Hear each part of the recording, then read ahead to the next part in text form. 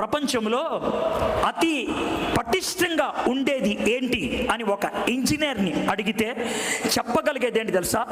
4 కాళ్ళుండే కుర్చీ కాదు, 3 కాళ్ళుండే ట్రైపాడ్. ఈ టెలివిజన్ కెమెరాస్ అన్ని చూడండి, ఆ టెలివిజన్ కెమెరాస్ అన్ని కూడా 3 కాళ్ళ మీద ఉన్నాయి, 3 legs.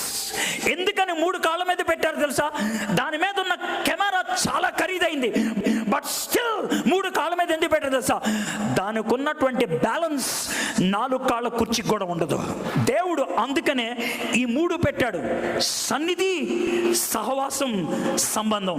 సంబంధం బట్టి వచ్చేది సహవాసం, సహవాసం ఉంటే అనుభవించేది సన్నిధి. దేవుడు నాతో ఉన్నాడు అనే ధైర్యం ఉంటే నువ్వు ఇంకెవరికి భయపడవు.